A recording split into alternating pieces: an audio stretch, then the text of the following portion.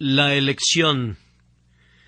Pero nosotros debemos dar siempre gracias a Dios respecto a vosotros, hermanos amados por el Señor, de que Dios os haya escogido desde el principio para salvación, mediante la santificación por el Espíritu y la fe en la verdad, a lo cual os llamó mediante nuestro Evangelio, para alcanzar la gloria de nuestro Señor Jesucristo. Segunda carta a los Tesalonicenses, capítulo 2, versículos 13-14.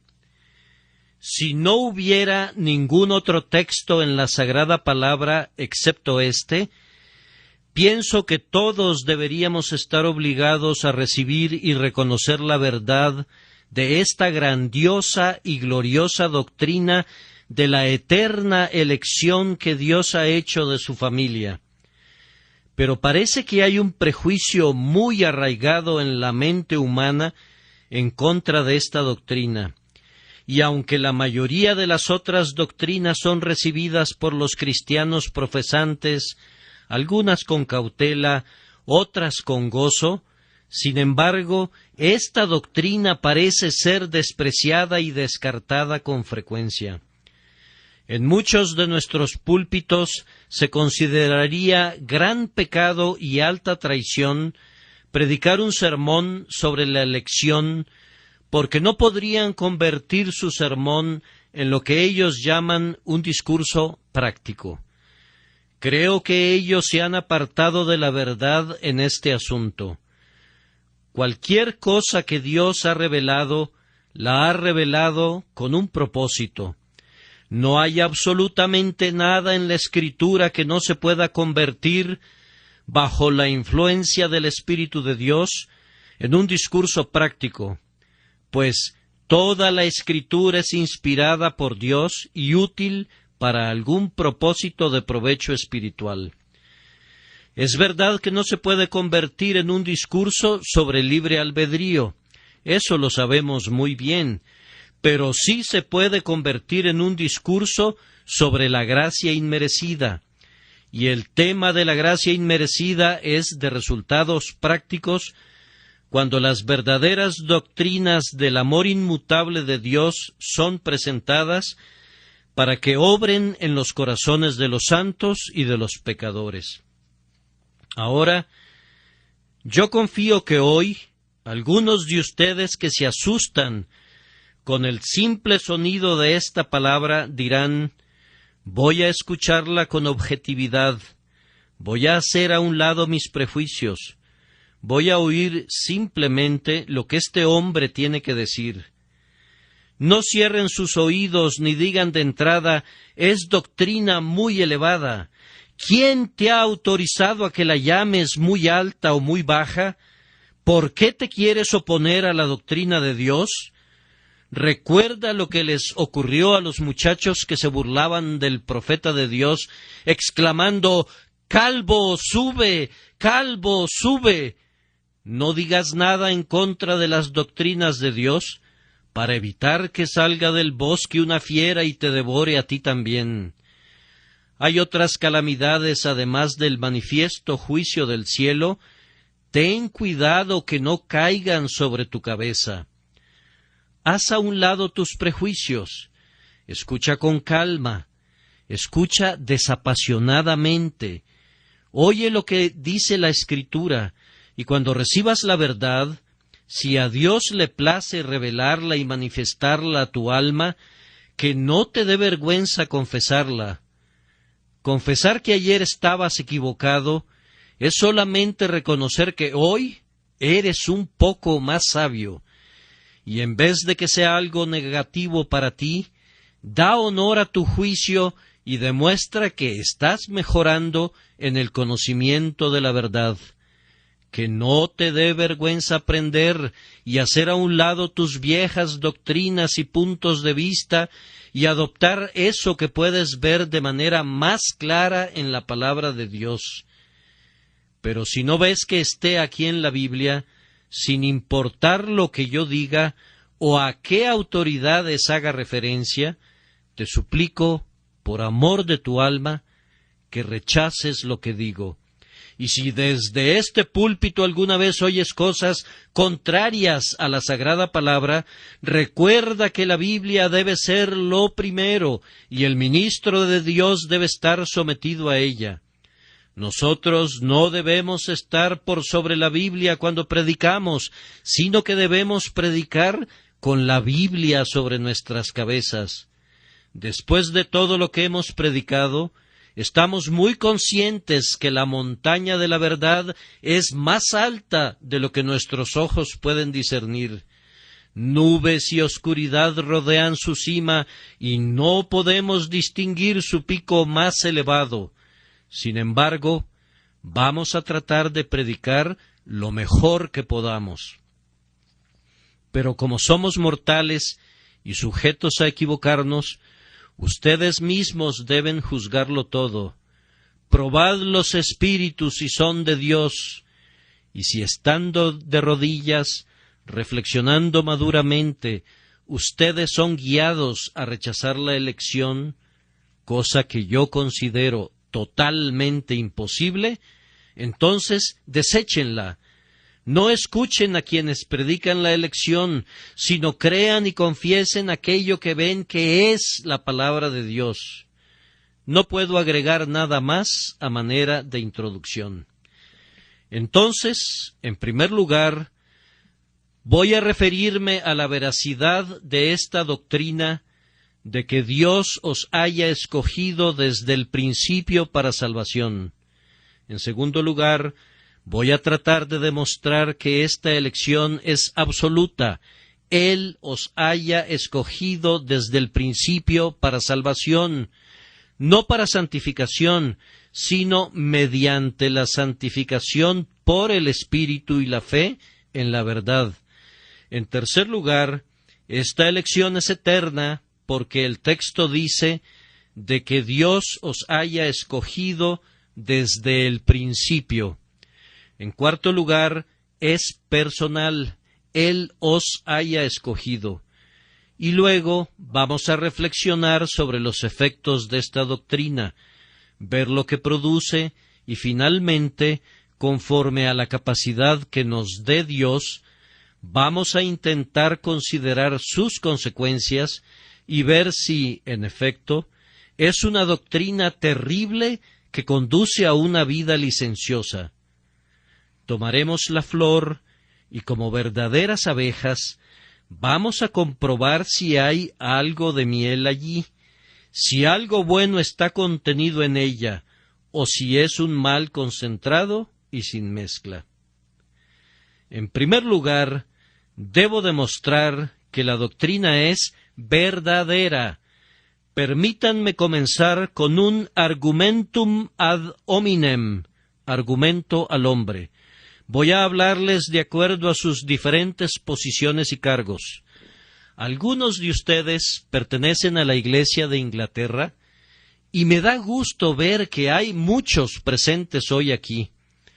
Aunque ciertamente digo de vez en cuando cosas muy duras acerca de la Iglesia y el Estado, sin embargo, yo amo a la vieja Iglesia, pues hay en esa denominación muchos ministros piadosos y santos eminentes.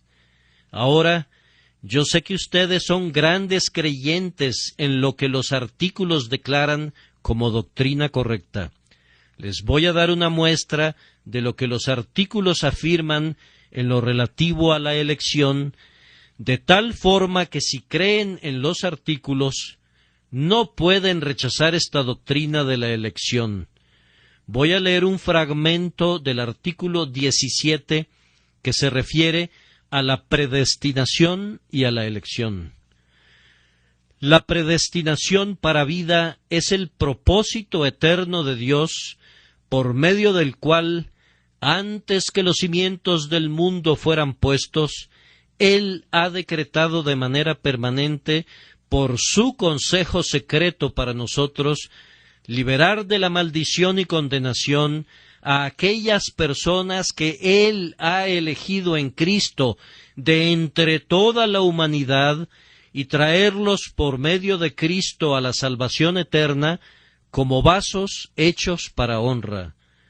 de donde quienes han sido dotados con bendición tan excelente de Dios son llamados de acuerdo al propósito de Dios por su Espíritu que obra en el momento debido. Ellos obedecen el llamado por la gracia, son justificados gratuitamente, son hechos hijos de Dios por adopción, son conformados a la imagen del unigénito Hijo Jesucristo. Ellos caminan religiosamente en buenas obras y al final, por la misericordia de Dios, alcanzan la dicha eterna. Entonces, pienso que cualquier miembro de esa denominación, si en efecto es un creyente sincero y honesto en su madre iglesia, debe ser un pleno creyente de la elección. Es verdad que si ve otras partes del ritual anglicano, encontrará cosas contrarias a las doctrinas de la gracia inmerecida y totalmente ajenas a la enseñanza de la Escritura. Pero si mira a los artículos, no puede dejar de ver que Dios ha elegido a su pueblo para vida eterna. Sin embargo, no estoy tan perdidamente enamorado de ese libro como pueden estarlo ustedes, y solo he utilizado este artículo para demostrarles que si pertenecen a la Iglesia oficial de Inglaterra, no deberían objetar de ninguna manera esta doctrina de la predestinación. Otra autoridad humana por la cual puedo confirmar la doctrina de la elección es el antiguo credo de los valdenses. Si leen el credo de los antiguos valdenses, que elaboraron en medio del ardiente fuego de la persecución, verán que estos renombrados profesantes y confesores de la fe cristiana recibieron y abrazaron muy firmemente esta doctrina como parte de la verdad de Dios. He copiado de un viejo libro uno de los artículos de su fe: que Dios salva de la corrupción y de la condenación a aquellos que Él ha elegido desde la fundación del mundo, no a causa de ninguna disposición, fe o santidad que Él hubiera previsto de antemano en ellos, sino por su pura misericordia en Cristo Jesús, su Hijo, dejando a un lado a todos los demás, según la irreprensible razón de su soberana voluntad y justicia. Entonces, no es una novedad lo que yo predico, no es una doctrina nueva. Me encanta proclamar estas viejas doctrinas poderosas que son llamadas con el sobrenombre de calvinismo, pero que son segura y ciertamente la verdad revelada de Dios en Cristo Jesús. Por esta verdad yo hago una peregrinación al pasado, y conforme avanzo veo a un padre tras otro, a un confesor tras otro, a un mártir tras otro ponerse de pie para darme la mano. Si yo fuera un pelagiano o un creyente de la doctrina del libre albedrío, tendría que caminar por muchos siglos completamente solo. Aquí y allá, algún hereje de carácter no muy honorable podría levantarse y llamarme hermano, pero tomando estas cosas como la norma de mi fe, yo veo la tierra de los antepasados poblada por mis hermanos, veo multitudes que confiesan lo mismo que yo y reconocen que esta es la religión de la propia Iglesia de Dios.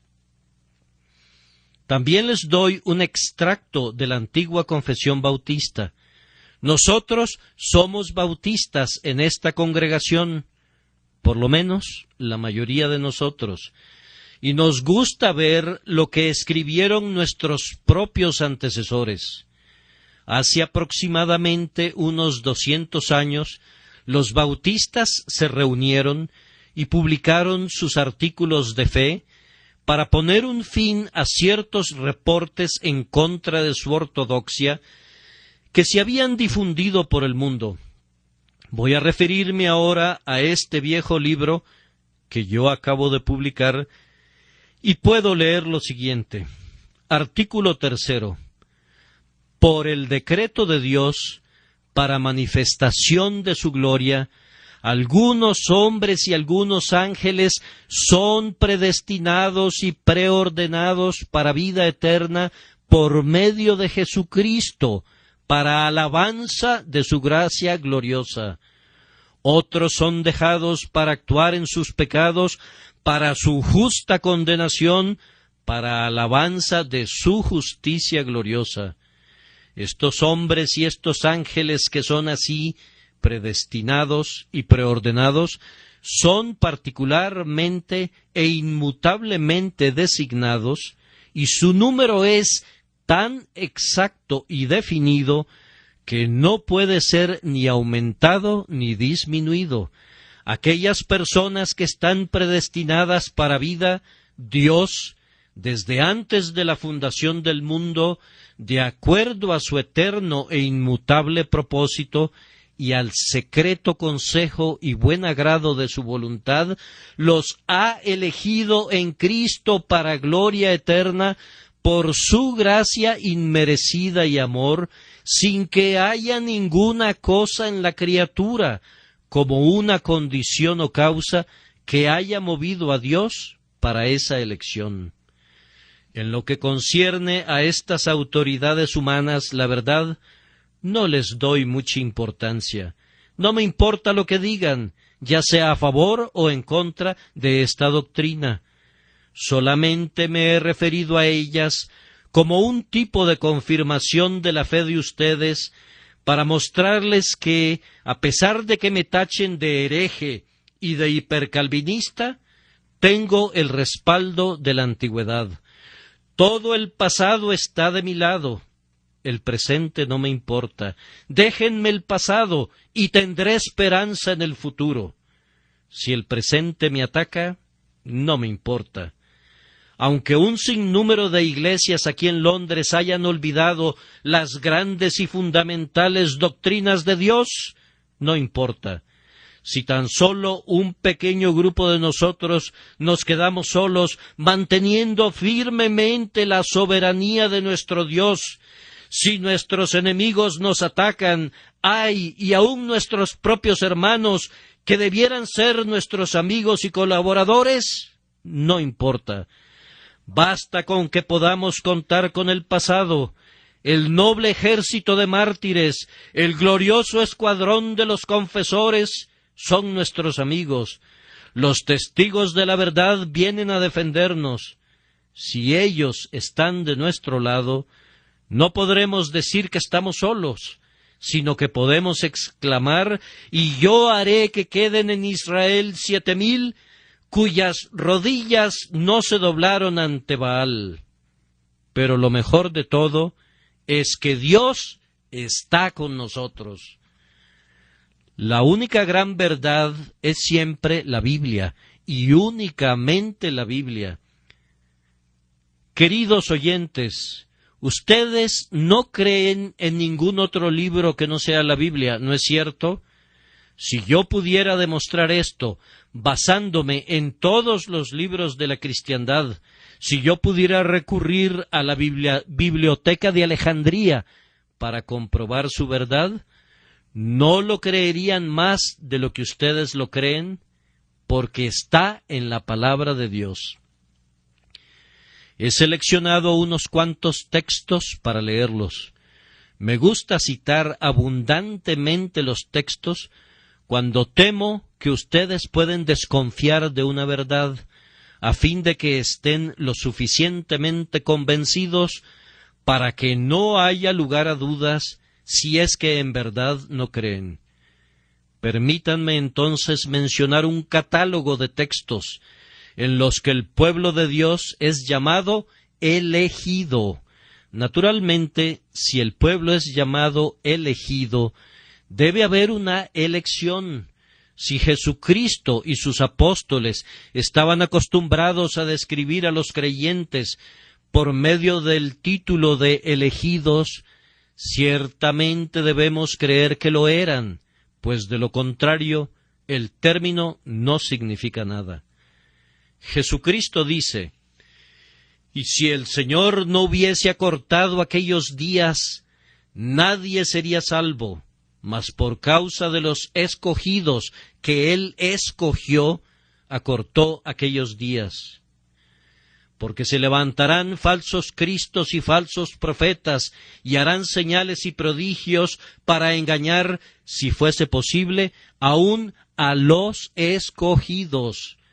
Y entonces enviará sus ángeles y juntará a sus escogidos de los cuatro vientos, desde el extremo de la tierra hasta el extremo del cielo». Marcos capítulo 13, versículos 20, 22, 27. ¿Y acaso Dios no hará justicia a sus escogidos, que claman a Él día y noche? ¿Se tardará en responderles? Lucas 18, 7. Podríamos seleccionar muchos otros textos que contienen la palabra elegido, o escogido, o preordenado, o designado, o la frase mis ovejas, o alguna descripción similar, mostrando que el pueblo de Cristo es diferente del resto de la humanidad. Pero ustedes tienen sus concordancias, y no los voy a importunar con más textos. A través de las epístolas, los santos son constantemente llamados los elegidos. En su carta a los Colosenses, Pablo dice: «Vestíos, pues, como escogidos de Dios, santos y amados, de entrañable misericordia». Cuando le escribe a Tito, se llama a sí mismo Pablo, siervo de Dios y apóstol de Jesucristo, conforme a la fe de los escogidos. Pedro dice: elegidos según la presencia de Dios Padre. Y si vamos a Juan, encontraremos que le gusta mucho esa palabra. Dice el anciano a la señora elegida, y habla de tu hermana la elegida. Y sabemos dónde está escrito: la iglesia que está en Babilonia, elegida juntamente con vosotros. Ellos no se avergonzaban de esa palabra en aquellos días, no tenían miedo de hablar de ella. En nuestros días, esa palabra ha sido revestida con una diversidad de significados, y las personas han mutilado y desfigurado la doctrina de tal forma que la han convertido en una verdadera doctrina de demonios, lo confieso, y muchos que se llaman a sí mismos creyentes se han pasado a las filas del antinomianismo. Pero a pesar de esto, ¿por qué he de avergonzarme de eso si los hombres la pervierten? Nosotros amamos la verdad de Dios aún en medio del tormento, de la misma manera que cuando es ensalzada. Si hubiera un mártir que nosotros amáramos antes de que fuera llevado al suplicio, lo amaríamos todavía más mientras está siendo atormentado. Cuando la verdad de Dios está siendo atormentada, no por eso la vamos a catalogar como una falsedad. No nos gusta verla en el suplicio, pero la amamos aun cuando es martirizada, pues podemos discernir cuáles deberían haber sido sus justas proporciones si no hubiera sido atormentada y torturada por la crueldad e invenciones de los hombres. Si ustedes leen muchas de las epístolas de los padres de la antigüedad, encontrarán que siempre escriben al pueblo de Dios como elegido. Ciertamente el término conversacional común usado por los primitivos cristianos entre sí, en muchas de las iglesias, era el de elegido. A menudo usaban el término para llamarse entre sí, mostrando que era una creencia general que todo el pueblo de Dios era manifiestamente elegido. Ahora vamos a unos textos que prueban positivamente esta doctrina. Abran sus Biblias en el Evangelio de Juan, capítulo 15, versículo 16, y allí verán que Jesucristo ha elegido a su pueblo, pues Él dice: «No me elegisteis vosotros a mí, sino que yo os elegí a vosotros, y os he puesto para que vayáis y llevéis fruto, y vuestro fruto permanezca, para que todo lo que pidiereis al Padre en mi nombre, Él os lo dé». Y luego, en el versículo 19, «Si fuerais del mundo, el mundo amaría lo suyo, pero porque no sois del mundo, antes yo os elegí del mundo, por eso el mundo os aborrece». Luego, en el capítulo 17, versículos 8 y 9, «Porque las palabras que me diste les he dado, y ellos las recibieron y han conocido verdaderamente que salí de ti, y han creído que tú me enviaste. Yo ruego por ellos, no ruego por el mundo, sino por los que me diste, porque tuyos son». Leemos en Hechos 13, versículo 48, «Los gentiles, oyendo esto, se regocijaban y glorificaban la palabra del Señor, y creyeron todos los que estaban ordenados para vida eterna». Pueden intentar retorcer este versículo, pero dice ordenados para vida eterna, tan claramente que no cabe ninguna duda en su interpretación. Y nos tienen sin cuidado los diferentes comentarios que se hacen sobre él. Creo que casi no es necesario que les recuerde el capítulo 8 de Romanos, pues confío que ustedes conocen muy bien ese capítulo y lo entienden.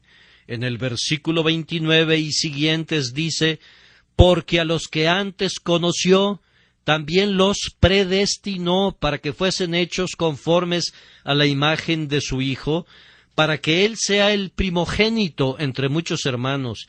Y a los que predestinó, a estos también llamó, y a los que llamó, a estos también justificó, y a los que justificó, a estos también glorificó». ¿Qué pues diremos a esto? Si Dios es por nosotros, ¿quién contra nosotros? El que no escatimó ni a su propio Hijo, sino que lo entregó a todos nosotros, ¿cómo no nos dará también con él todas las cosas? ¿Quién acusará a los escogidos de Dios? Tampoco sería necesario leer todo el capítulo 9 de Romanos. En tanto que ese capítulo permanezca en la Biblia, ningún hombre será capaz de probar el arminianismo. Mientras eso esté escrito allí, ni las más violentas contorsiones de esos textos podrán exterminar de la Escritura la doctrina de la elección. Leamos algunos versículos como estos. «Pues no habían aún nacido, ni habían hecho aún ni bien ni mal, para que el propósito de Dios conforme a la elección permaneciese, no por las obras, sino por el que llama, se le dijo, el mayor servirá al menor». Luego pasemos al versículo 22. «¿Y qué si Dios, queriendo mostrar su ira y hacer notorio su poder, soportó con mucha paciencia los vasos de ira preparados para destrucción y para hacer notorias las riquezas de su gloria, las mostró para con los vasos de misericordia que Él preparó de antemano para gloria?» Luego pasemos a Romanos capítulo 11, versículo 7. «¿Qué pues? Lo que buscaba Israel no lo ha alcanzado, pero los escogidos sí lo han alcanzado, y los demás fueron endurecidos». Y en el versículo 5 del mismo capítulo leemos: así también aún en este tiempo ha quedado un remanente escogido por gracia. Sin duda, todos ustedes recuerdan el pasaje de Primera de Corintios, capítulo 1, 26 al 29. Pues mirad, hermanos, vuestra vocación, que no sois muchos sabios según la carne, ni muchos poderosos, ni muchos nobles, sino que lo necio del mundo escogió Dios para avergonzar a los sabios, y lo débil del mundo escogió Dios para avergonzar a lo fuerte, y lo vil del mundo y lo menospreciado escogió Dios, y lo que no es, para deshacer lo que es, a fin de que nadie se jacte en su presencia. También recuerden el pasaje en Primera Tesalonicenses, capítulo 5, versículo 9, porque no nos ha puesto Dios para ira, sino para alcanzar salvación por medio de nuestro Señor Jesucristo. Y luego tienen el texto que estamos analizando, el cual, pienso, sería suficiente. Pero si necesitan más textos, pueden encontrarlos buscándolos con calma si no hemos logrado eliminar sus sospechas de que esta doctrina no es verdadera. Me parece, amigos míos, que esta sobrecogedora cantidad de versículos debería hacer temblar a quienes se atreven a burlarse de esta doctrina.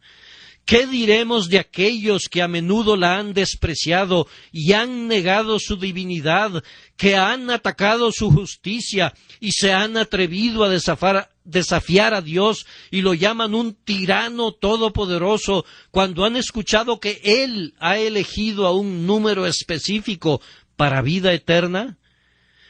¿Puedes tú, que rechazas esa doctrina, quitarla de la Biblia? ¿Puedes tú tomar el cuchillo de Jehudí y extirparla de la palabra de Dios? ¿Quieres ser como la mujer a los pies de Salomón, que aceptó que el niño fuera dividido en 2 mitades para que puedas tener tu mitad? ¿Acaso no está aquí en la Escritura? ¿Y no es tu deber inclinarte ante ella y mansamente reconocer que no la entiendes, recibirla como la verdad, aunque no puedas entender su significado? No voy a intentar demostrar la justicia de Dios al haber elegido a algunos y haber pasado por alto a otros. No me corresponde a mí vindicar a mi Señor. Él hablará por sí mismo y en efecto lo hace. Mas antes, oh hombre, ¿quién eres tú para que alterques con Dios? ¿Dirá el vaso de barro al que lo formó, ¿por qué me has hecho así? ¿O no tiene potestad el alfarero sobre el barro para hacer de la misma masa un vaso para honra y otro para deshonra? ¿Quién es aquel que dirá a su padre, ¿qué has engendrado? O a su madre, ¿qué has traído al mundo? Yo, Jehová, y ninguno más que yo, que formo la luz y creo las tinieblas, que hago la paz y creo la adversidad. Yo, Jehová, soy el que hago todo esto. ¿Quién eres tú para que alterques con Dios? Tiembla y besa su vara, inclínate y sométete a su cetro, no impugnes su justicia, ni denuncie sus actos ante tu propio tribunal, oh hombre. Pero hay quienes dicen, Dios es cruel cuando elige a uno y pasa por alto a otro. Entonces yo les preguntaría, ¿hay alguien el día de hoy que desea ser santo, que desea ser regenerado, que desea abandonar el pecado y caminar en santidad? Sí hay, dice alguien, yo quiero. Entonces Dios te ha elegido a ti. Sin embargo, otro dice, no, yo no quiero ser santo, no quiero dejar mis pasiones ni mis vicios. ¿Por qué te quejas entonces de que Dios no te haya elegido a ti? Pues si hubieras sido elegido, no te gustaría según lo estás confesando. Si Dios te hubiera elegido hoy a la santidad, tú dices que no te importa. ¿Acaso no estás reconociendo que prefieres la borrachera a la sobriedad, la deshonestidad a la honestidad? Amas los placeres de este mundo más que la religión. Entonces, ¿por qué te quejas que Dios no te haya elegido para la religión? Si amas la religión, Él te ha elegido para la religión. Si la deseas, Él te ha elegido para ella. Si no la deseas, ¿qué derecho tienes de decir que Dios debió haberte dado aquello que no deseas? Suponiendo que tuviera en mi mano algo que tú no valoras, y que yo dijera que se lo voy a dar a tal o cual persona, tú no tendrías ningún derecho de quejarte de que no te lo estoy dando a ti. No podrías ser tan necio de quejarte porque alguien más ha obtenido aquello que a ti no te importa para nada. De acuerdo a la propia confesión de ustedes, hay muchos que no quieren la religión, no quieren un nuevo corazón y un espíritu recto, no quieren el perdón de sus pecados, no quieren la santificación, no quieren ser elegidos a estas cosas. Entonces, ¿por qué se quejan? Ustedes consideran todo esto como cosas sin valor, y entonces, ¿por qué se quejan de Dios que ha dado esas cosas a quienes Él ha elegido? Si consideras que esas cosas son buenas y tienes deseos de ellas, entonces están disponibles para ti. Dios da abundantemente a todos aquellos que desean, y antes que nada, Él pone el deseo en ellos. De otra forma, nunca lo desearían. Si amas estas cosas, Él te ha elegido para ellas, y puedes obtenerlas. Pero si no es así, ¿quién eres tú para criticar a Dios cuando es tu propia voluntad desesperada la que te impide amar estas cosas, cuando es tu propio yo el que te hace odiarlas? Supongan que un hombre que va por la calle dice: «Qué lástima que no haya un asiento disponible para mí en la capilla, para poder oír lo que este hombre tiene que decir». Y supongan que dice: «Odio a ese predicador, no puedo soportar su doctrina, pero aún así es una lástima que no haya un asiento disponible para mí». ¿Esperarían ustedes que alguien diga eso? No, de inmediato dirían: «A ese hombre no le importa, ¿por qué habría de preocuparle que otros alcancen lo que valoran y que él desprecia?» ¿No amas la santidad? ¿No amas la justicia? Si Dios me ha elegido para estas cosas, ¿te ha ofendido por eso? «Ah, pero», dice alguien, «yo pensé que eso significa que Dios ha elegido a unos para ir al cielo y a otros para ir al infierno». Eso es algo totalmente diferente de la doctrina evangélica. Él ha elegido a unos hombres a la santidad y a la justicia, y por medio de ellas al cielo. No debes decir que los ha elegido simplemente para ir al cielo y a los otros para ir al infierno. Él te ha elegido para la santidad, si amas la santidad. Si cualquiera de ustedes quiere ser salvado por Jesucristo, Jesucristo le ha elegido para ser salvado. Si cualquiera de ustedes desea tener la salvación, ese ha sido elegido para la salvación si la desea sinceramente y ardientemente. Pero si tú no la deseas, ¿por qué habrías de ser tan ridículamente tonto de quejarte porque Dios da eso que no quieres a otras personas? De esta forma he tratado de decir algo en relación a la verdad de la doctrina de la elección. Y ahora, rápidamente, déjenme decirles que la elección es absoluta, esto es, no depende de lo que nosotros somos. El texto dice: «de que Dios os haya escogido desde el principio para salvación». Pero nuestros oponentes afirman que Dios elige a unos hombres porque son buenos, que los elige a causa de diversas obras que han hecho. Ahora, en respuesta a esto, nosotros preguntamos, ¿qué obras son esas por las que Dios elige a su pueblo?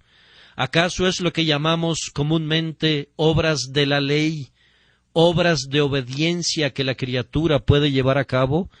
Si es así, nosotros les respondemos, si los hombres no pueden ser justificados por las obras de la ley, no parece muy claro que puedan ser elegidos por las obras de la ley. Si no pueden ser justificados por sus buenas obras, tampoco pueden ser salvados por esas buenas obras. Por tanto, el decreto de la elección no pudo haber sido formado sobre la base de buenas obras. Pero, dicen otros, Dios lo eligió porque conocía de antemano su fe. Ahora, Dios es el que da la fe, por tanto, no pudo haberlos elegido a causa de su fe que Él conocía de antemano. Supongamos que hubiera 20 mendigos en la calle y yo determinara darle dinero a uno de ellos. ¿Podría alguien decir que yo decidí darle ese dinero, que yo elegí dárselo, porque conocía de antemano que él aceptaría ese dinero? Eso sería una tontería. De igual manera, decir que Dios eligió a unos hombres porque conocía de antemano que ellos habrían de tener la fe, que es la salvación en germen, sería tan absurdo que no vale la pena ni escucharlo. La fe es el don de Dios. Toda virtud viene de Él. Por tanto, la fe no pudo haberlo llevado a elegir a los hombres, porque es su don. La elección, estamos convencidos de ello, es absoluta y completamente independiente de las virtudes que adornan a los santos posteriormente.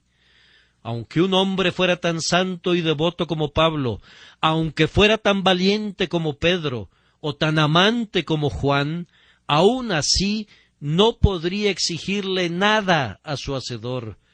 Todavía no he conocido a ningún santo de ninguna denominación que haya pensado que Dios lo salvó porque vio de antemano que tendría estas virtudes y méritos.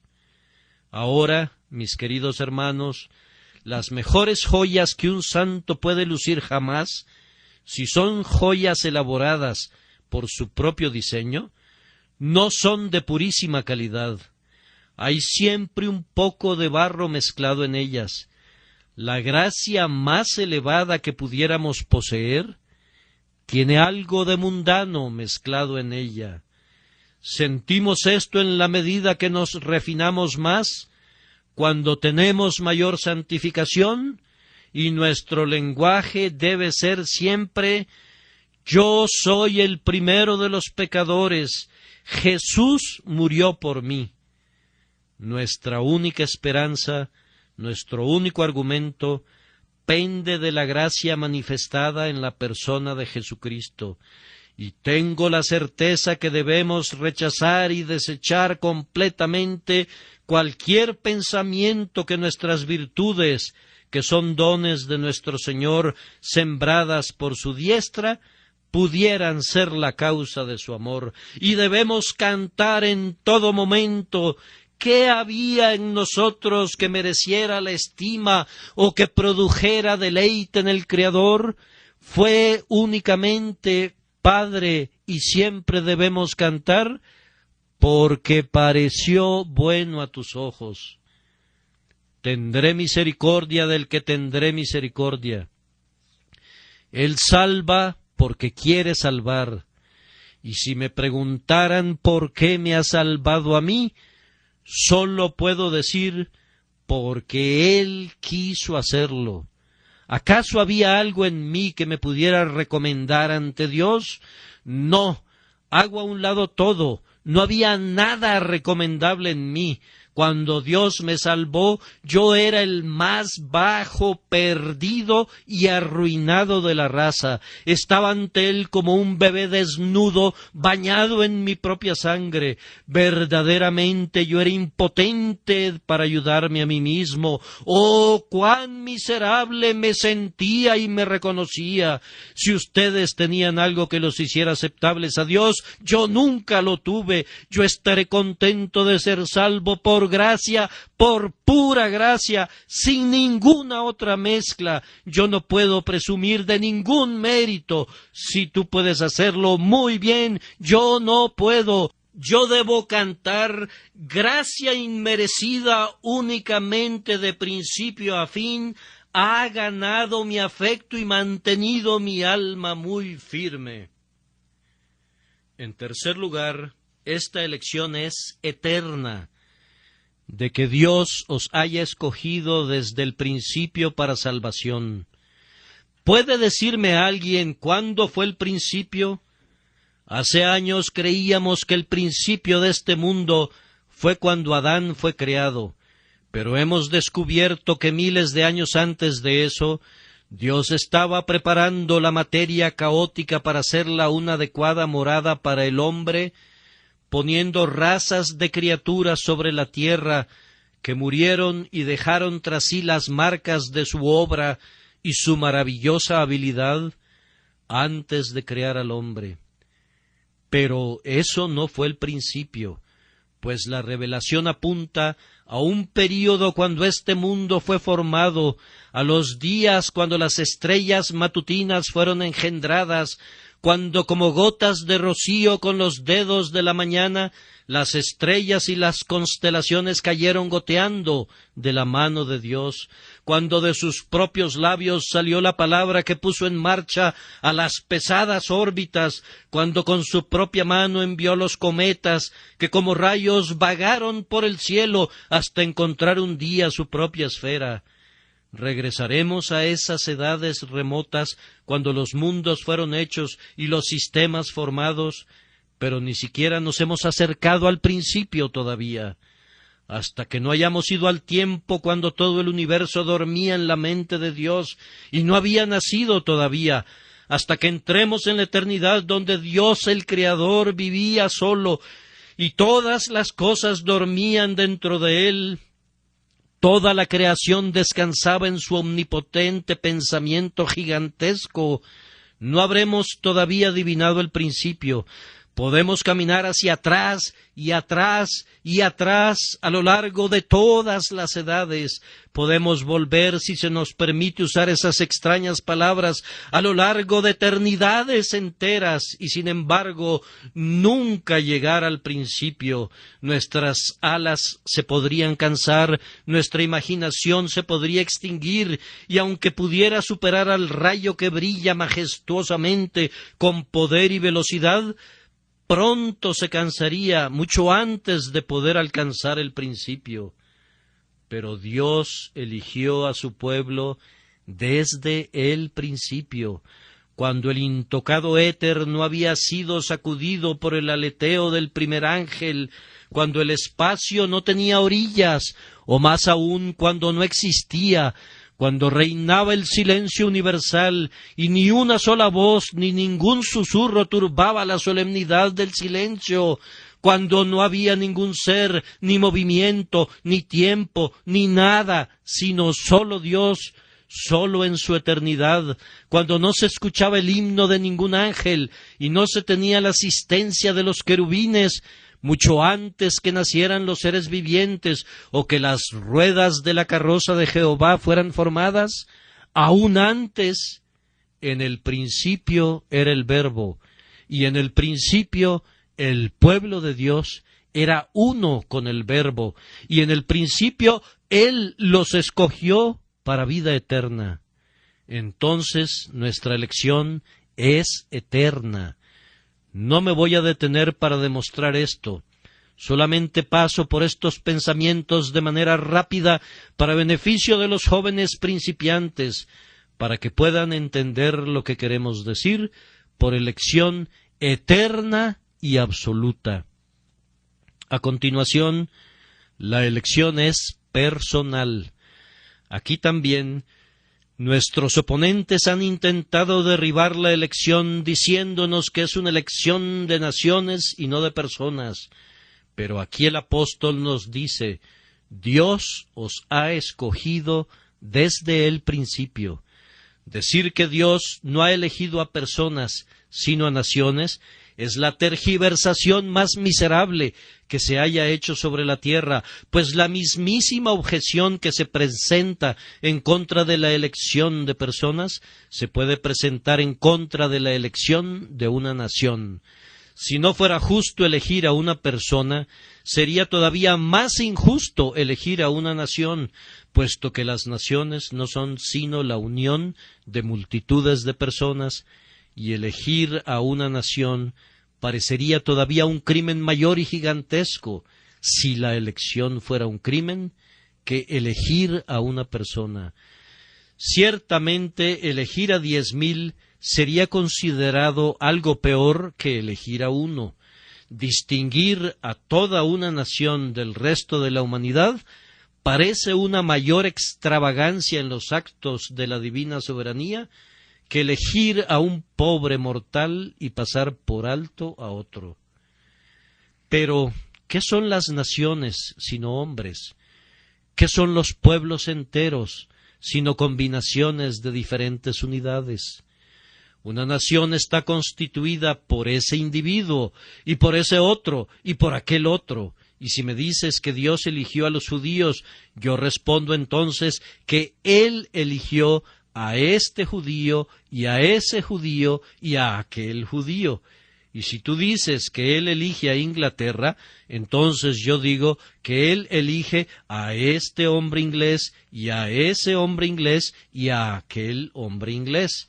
Así que, después de todo, se trata de la misma cosa. Entonces, la elección es personal. Así debe ser. Cualquiera que lea este texto y otros textos similares, verá que la Escritura continuamente habla del pueblo de Dios, considerando a cada individuo, y habla de todos ellos como siendo los sujetos especiales de la elección. Hijos somos de Dios por la elección, los que creemos en Jesucristo, por un designio eterno, gracia soberana recibimos aquí. Sabemos que es una elección personal. El otro pensamiento es, pues mi tiempo vuela rápidamente y me impide detenerme sobre estos puntos, que la elección produce buenos resultados, de que Dios os haya escogido desde el principio para salvación, mediante la santificación por el Espíritu y la fe en la verdad. ¿Cuántos hombres confunden completamente la doctrina de la elección? ¿Y cómo hierve mi alma cuando recuerdo los terribles males que se han acumulado por la perversión y el rechazo de esa gloriosa porción de la verdad gloriosa de Dios? ¿Cuántos no hay por allí que se han dicho a sí mismos: yo soy un elegido, y se han sentado perezosamente, y peor aún han dicho: yo soy el elegido de Dios, y con ambas manos han hecho la maldad? Rápidamente han corrido a todo tipo de inmundicia, porque han dicho: yo soy el escogido de Dios, y por tanto, independientemente de mis obras, puedo vivir como se me dé la gana y hacer lo que yo quiera. Oh, amados, permítanme solemnemente advertir a cada uno de ustedes que no lleven esa verdad muy lejos, o más bien, que no conviertan esa verdad en un error, pues no la podemos estirar mucho. Podemos pasar por sobre los límites de la verdad.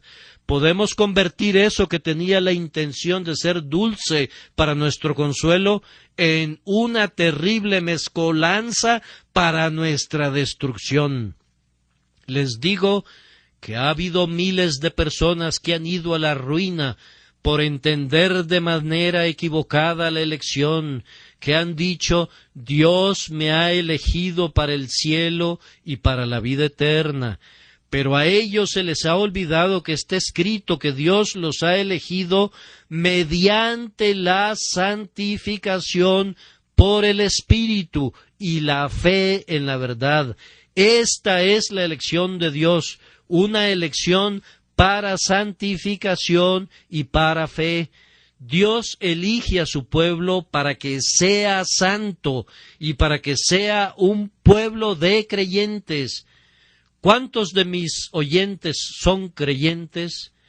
¿Cuántos miembros de mi congregación pueden poner su mano en el corazón y decir, yo confío en Dios que he sido santificado? ¿Hay alguien entre ustedes que pueda decir, yo soy un elegido, mientras yo pueda recordarle cómo blasfemó la semana pasada? Uno de ustedes dice, yo confío ser uno de los elegidos, pero yo le recuerdo acerca de un acto de depravación cometido dentro de los últimos 6 días. Alguien más dice, yo soy un elegido, pero yo puedo mirarle a la cara y decirle, elegido, tú no eres más que un maldito hipócrita. Otros dirán, yo soy elegido, pero yo puedo recordarles que ellos se olvidan del propiciatorio y no oran. Oh, amados hermanos, nunca piensen que son elegidos a menos que sean santos. Pueden venir a Cristo como pecadores, pero no pueden venir a Cristo como personas elegidas mientras no puedan ver su santidad. No malinterpreten lo que estoy diciendo. No digan yo soy un elegido, pensando que pueden vivir en pecado. Eso es imposible. Los elegidos de Dios son santos. No son puros, no son perfectos, no son sin mancha, pero tomando su vida en su conjunto, son personas santas, son marcados y son distintos de los demás, y ninguna persona tiene el derecho de considerarse elegido excepto en su santidad. Puede ser elegido y estar todavía en las tinieblas, pero no tiene derecho de creerse elegido. Nadie puede verlo, no hay ninguna evidencia. Puede ser que el hombre viva algún día, pero por lo pronto está muerto. Si ustedes caminan en el temor de Dios, tratando de agradarlo y obedeciendo sus mandamientos, no tengan la menor duda que el nombre de ustedes está escrito en el libro de la vida del Cordero desde antes de la fundación del mundo. Y para que esto no resulte muy elevado para ti, considera la otra señal de la elección, que es la fe, creer la verdad. Quien quiera que crea la verdad de Dios y crea en Jesucristo es un elegido. Con frecuencia me encuentro con pobres almas que tiemblan y se preocupan en relación a este pensamiento. ¿Cómo? ¿Y si yo no soy un elegido? Oh Señor, dicen ellos, yo sé que he puesto mi confianza en Jesús, sé que creo en su nombre y confío en su sangre, pero ¿y si a pesar de eso no soy un elegido? Pobre criatura querida, no sabes mucho acerca del Evangelio, pues de lo contrario jamás hablarías así, pues todo aquel que cree es elegido. Quienes son elegidos para santificación y fe, y si tú tienes fe, tú eres uno de los elegidos de Dios. Puedes saberlo y debes saberlo, pues es una certeza absoluta. Si tú, como un pecador, miras a Jesucristo el día de hoy y dices, nada en mis manos traigo, simplemente a tu cruz me aferro, tú eres un elegido. No tengo miedo que la elección asuste a los pobres santos o a los pecadores. Hay muchos teólogos que le dicen a la persona que pregunta, la elección no tiene nada que ver contigo. Eso es muy malo, porque la pobre alma no debe ser callada de esa manera. Si pudieras silenciar esa alma, podría estar bien, pero va a seguir pensando al respecto y no lo podrá evitar. Díganle más bien, si tú crees en el Señor Jesucristo, tú eres un elegido. Si te abandonas a Él, tú eres un elegido. Yo te digo hoy, yo, el primero de los pecadores, yo te digo en su nombre, si vienes a Dios sin ninguna obra en tus manos, entrégate a la sangre y a la justicia de Jesucristo. Si quieres venir ahora y confiar en Él, tú eres un elegido. Has sido amado por Dios desde antes de la fundación del mundo, pues no podrías haber hecho eso a menos que Dios no te hubiera dado el poder de hacerlo y no te hubiera elegido para que lo hicieras. Ahora, pues, eres salvo y estás seguro si solo vienes y te entregas a Jesucristo y deseas ser salvo y ser amado por Él. Pero no pienses de ninguna manera que algún hombre puede ser salvo sin fe y sin santidad. No piensen, queridos oyentes, que algún decreto promulgado en las oscuras edades de la eternidad va a salvar sus almas a menos que crean en Cristo. No se queden allí tranquilos imaginando que ustedes van a ser salvos sin fe y sin santidad. Esa es la herejía más abominable y maldita que ha llevado a la ruina a miles de personas. No utilicen la elección como una almohada sobre la que pueden recostarse y dormir, pues eso los llevará a la ruina. Dios no lo quiera que yo les prepare almohadas muy confortables para que ustedes puedan descansar cómodamente en sus pecados. Pecador, no hay nada en la Biblia que pueda atenuar tus pecados, pero si estás condenado, oh hombre, si estás perdida, oh mujer, tú no vas a encontrar en esta Biblia ni una gota que refresque tu lengua, ni una doctrina que disminuya tu culpa. Tu condenación será enteramente por tu culpa y tu pecado será merecidamente recompensado porque tú crees que no estás condenado. Pero vosotros no creéis porque no sois de mis ovejas y no queréis venir a mí para que tengáis vida. No se imaginen que la elección excusa el pecado. No sueñen con eso, ni se arrullen en la dulce complacencia del pensamiento de su irresponsabilidad. Ustedes son responsables. Debemos proclamar ambas cosas. Debemos aceptar la soberanía divina y debemos reconocer la responsabilidad humana. Debemos aceptar la elección, pero debemos hablar a sus corazones. Debemos proclamar la verdad de Dios ante ustedes. Debemos hablarles a ustedes y recordarles esto, que si bien es cierto que está escrito, en mí está tu ayuda, también está escrito, te perdiste, oh Israel.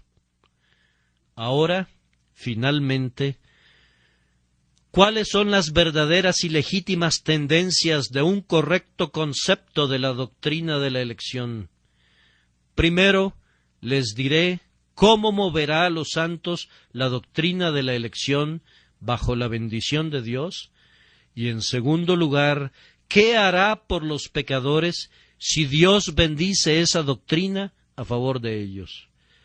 Primero, yo pienso que para un santo es una de las doctrinas más despojadoras de todo el mundo, para quitar toda la confianza en la carne y toda seguridad en cualquier otra cosa excepto en Jesucristo. Cuán a menudo nos envolvemos en nuestra justicia propia y nos adornamos con las falsas perlas y las piedras preciosas de nuestras propias obras y logros. Comenzamos a decir, ahora voy a ser salvo, porque poseo esta evidencia y la otra. En vez de eso, solamente la fe desnuda salva. Esa fe, y únicamente ella, nos une al Cordero sin tomar en cuenta las obras, aunque la fe produce obras. Cuán a menudo nos recargamos en alguna obra que no es la de nuestro amado y confiamos en algún poder que no es el poder que viene de lo alto. Entonces, si queremos despojarnos de este falso poder, debemos considerar la elección. Haz una pausa, alma mía, y considera esto. Dios te ha amado antes de que tuvieras un ser. Dios te amó cuando estabas muerto en tus delitos y pecados, y envió a su Hijo para que muriera por ti. Él te compró con su preciosa sangre antes de que pudieras balbucear su nombre. ¿Acaso, entonces, puedes estar orgulloso? Repito, no conozco nada que sea más humillante para nosotros que esta doctrina de la elección. A veces me he postrado ante ella mientras trato de comprenderla. He abierto mis alas y como el águila me he remontado hacia el sol. Mi ojo ha sido firme y mi ala vigorosa durante un tiempo, pero conforme me acercaba a ella, un pensamiento se adueñaba de mí. Dios os ha escogido desde el principio para salvación. Y me he perdido en su resplandor, he sentido vértigo ante ese poderoso pensamiento, y de esa altura que marea se ha desplomado mi alma, postrada y quebrantada, balbuciendo: Señor, yo no soy nada, soy menos que nada. ¿Por qué yo? ¿Por qué yo? Queridos amigos, si quieren ser humillados, estudien la elección, pues los hará humildes bajo la influencia del Espíritu de Dios. Aquel que está orgulloso de su elección no es un elegido, y aquel que es humillado por ella puede creer que es elegido. Tiene todas las razones para creer que lo es, pues uno de los efectos más benditos de la elección es que nos ayuda a humillarnos ante Dios. De nuevo, la elección en el cristiano debe hacerlo muy intrépido y muy osado. Nadie será tan intrépido como aquel que cree que es un elegido de Dios. ¿Qué le importan a él los hombres si es elegido por su Hacedor? ¿Qué le importan los gorjeos despreciables de algunos gorrioncitos cuando sabe que él es un águila de categoría real? ¿Acaso le importará que el mendigo lo señale cuando corre por sus venas la sangre real del cielo? Si toda la tierra se levanta en armas, él habita en perfecta paz, pues él está en el lugar secreto del tabernáculo del Todopoderoso. Yo soy de Dios, afirma. Yo soy diferente a los demás hombres. Ellos son de una raza inferior. ¿Acaso no soy noble? ¿Acaso no soy uno de los aristócratas del cielo? ¿Acaso no está escrito mi nombre en el libro de Dios? ¿Le preocupa al mundo? De ninguna manera. Como el león no se preocupa por el ladrido del perro, él sonríe frente a sus enemigos, y cuando éstos se le acercan demasiado, se mueve y los hace pedazos. ¿Qué le importan sus enemigos? Se mueve entre sus adversarios como un gigante, mientras los hombrecillos caminan mirándolo hacia arriba sin entenderlo. Su rostro es de hierro, su corazón es de pedernal. ¿Qué le importan los hombres? Más aún, si una rechifla universal se levantara desde todo el mundo, él se sonreiría de eso, pues diría: el que ha hecho de Dios su refugio encontrará su más segura morada. Soy uno de sus elegidos, soy escogido de Dios y estimado, y aunque el mundo me aborrezca, no tengo miedo. Ah, ustedes que confiesan la fe, pero que están con el mundo, algunos de ustedes son tan flexibles como los sauces. Hay pocos cristianos como robles hoy día que pueden resistir la tormenta, y les diré por qué. Es porque ustedes mismos no creen que son elegidos. El hombre que sabe que es elegido será demasiado orgulloso para pecar. No se humillará para cometer los actos que hace la gente común. El creyente de esta verdad dirá: que yo comprometa mis principios, que yo cambie mi doctrina, que haga a un lado mis puntos de vista, que esconda lo que creo que es cierto. No, puesto que yo sé que soy uno de los elegidos de Dios, aun ante los ataques de los hombres, voy a decir la verdad de Dios sin importarme lo que digan los hombres. Nada puede hacer a un hombre más osado que sentir que es un elegido de Dios. Quien sabe que ha sido elegido de Dios no temblará ni tendrá miedo. Más aún, la elección nos hace santos. Nada puede hacer a un cristiano más santo bajo la influencia llena de gracia del Espíritu Santo que el pensamiento que él es elegido. ¿Pecaré yo, dice, sabiendo que Dios me ha elegido a mí? ¿Acaso voy a transgredir después de tanto amor? ¿Acaso me apartaré después de tanta misericordia y tierna bondad? No, mi Dios, puesto que tú me has elegido, yo te amaré, yo viviré para ti, ya que tú, mi Dios eterno, te has convertido en mi Padre. Yo me voy a entregar a ti para ser tuyo para siempre, por la elección y por la redención, entregándome a ti y consagrándome solemnemente a tu servicio. Y ahora, por último, para los inconversos, ¿qué les dice la elección a ustedes? Primero, ustedes impíos, los voy a excusar por un momento. Hay muchos de ustedes a quienes no les gusta la elección, y yo no puedo culparlos por ello, pues he escuchado a muchos predicadores predicar sobre la elección que han terminado diciendo: no tengo ni una palabra que decir al pecador. Ahora, yo digo que ustedes deben sentir desagrado por una predicación así, y yo no los culpo por eso, pero yo digo, tengan ánimo, tengan esperanza, oh ustedes pecadores, porque hay una elección. Lejos de desanimarse y perder la esperanza, es una cosa muy alentadora y llena de gozo que haya una elección. ¿Qué pasaría si yo les dijera que nadie puede ser salvo, que nadie está ordenado para vida eterna? ¿Acaso no temblarían torciendo sus manos con desesperación, diciendo: entonces, ¿cómo seremos salvos si no somos elegidos?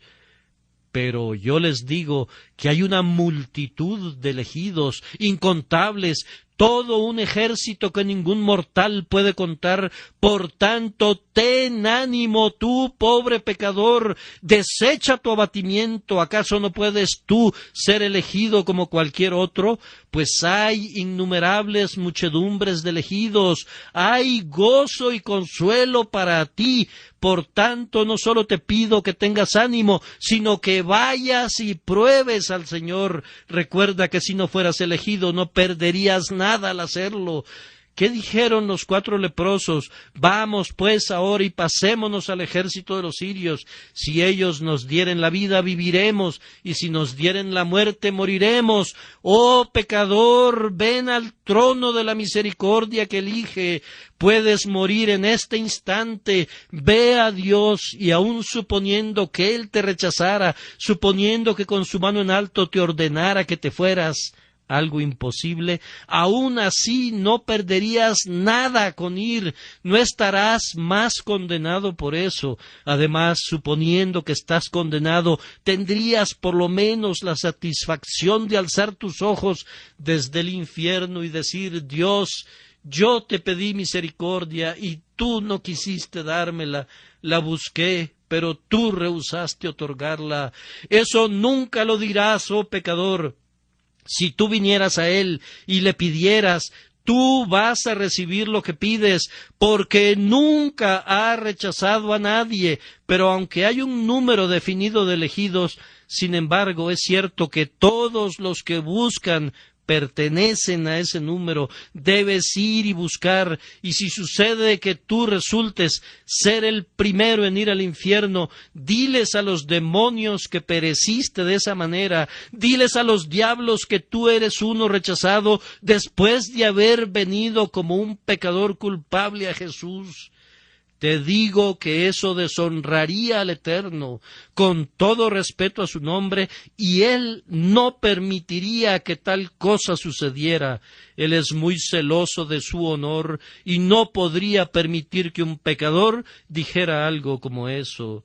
Pero, pobre alma, no basta con que pienses así, que no vas a perder nada si vienes. Hay todavía un pensamiento más. ¿Amas la elección el día de hoy? ¿Estás dispuesto a admitir su justicia? Dices, siento que estoy perdido, lo merezco. Si mi hermano es salvo, yo no puedo murmurar al respecto. Si Dios me destruye, lo merezco. Pero si Él salva a la persona que está sentada junto a mí, Él tiene todo el derecho de hacer lo que le plazca con lo suyo, y yo no he perdido nada por eso. ¿Puedes decir eso con toda honestidad desde lo profundo de tu corazón? Si es así, entonces la doctrina de la elección ha tenido su efecto correcto en tu espíritu y tú no estás lejos del reino de Dios. Estás siendo traído donde debes estar, donde el Espíritu quiere que estés, y siendo esto así el día de hoy, puedes irte en paz. Dios ha perdonado tus pecados. No sentirías así si no hubieras sido perdonado. No sentirías así si el Espíritu de Dios no estuviera haciendo su obra en ti. Entonces, regocíjate en esto. Deja que tu esperanza descanse en la cruz de Cristo. No pienses en la elección, sino en Jesucristo. Descansa en Jesús. Jesús al inicio, en todo momento y por toda la eternidad.